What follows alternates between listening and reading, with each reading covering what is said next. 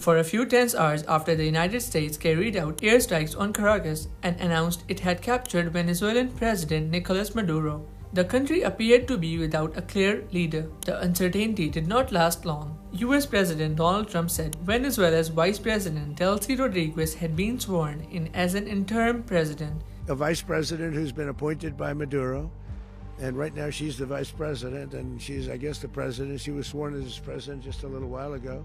In doing so, Trump publicly dismissed opposition figure Maria Corina Machado, despite her close ties with Washington and her Nobel Peace Prize win last year.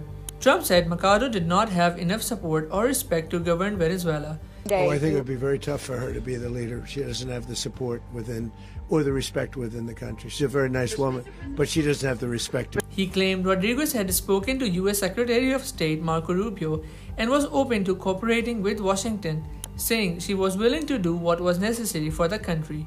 She had a long conversation with Marco, and she said, "We'll do whatever you need." I think she was quite gracious, but she really doesn't have a choice. We're going to have this done right. We're not going to just do this with Maduro, then leave like everybody else, leave and say, let it go to hell. But inside Venezuela, the message was very different. Within hours of the strikes, Delcy Rodríguez appeared on state television, flanked by senior ministers and military commanders. She condemned the U.S. operation as brutal aggression and demanded Maduro's immediate release. Exigimos la inmediata liberación del presidente Nicolás Maduro y de su esposa Cilia Flores. She made one thing clear. In her words, Venezuela still has only one president, and that is President Nicolás Maduro. Único presidente de Venezuela, el presidente Nicolás Maduro. So, who is Delcy Rodríguez and why does she matter now? Rodríguez is not a newcomer to power. She was born in Caracas in 1969 into a deeply political family. Her father, George Rodríguez, was a left-wing revolutionary who died under torture while in police custody in the 1970s.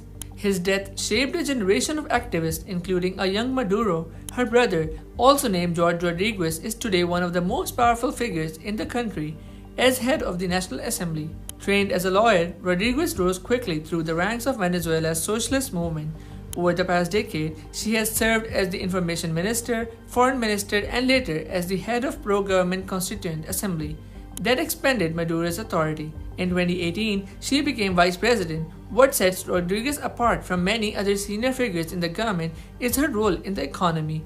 Alongside the Vice Presidency, she also served as the Finance Minister and Oil Minister. That has made her central to managing Venezuela's response to sanctions and economic collapse. She has overseen more pragmatic, sometimes orthodox, economic measures to stabilize inflation and keep parts of the private sector functioning. Because of this, she has quietly built working relationships with figures in the US oil industry and financial world who opposed a full-scale regime change in Caracas. That includes contacts with the US political operatives and business figures linked to past Trump administrations. Despite her reputation for pragmatism, Maduro has long described Rodríguez as fiercely loyal. He once called her a tiger for her aggressive defense of his government at home and abroad. After Maduro's abduction, that loyalty was full on display. Rodríguez demanded proof that Maduro and his wife were alive and warned that what happened to Venezuela could happen to any country. Shortly afterwards, Venezuela's Supreme Court formally ordered her to assume the role of acting president to ensure continuity of the state. So where does that leave Venezuela now?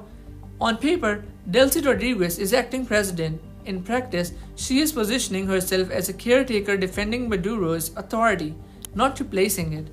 And internationally, her legitimacy is already contested, caught between US declarations and Venezuela's own institutions. For now, Venezuela remains in a political limbo.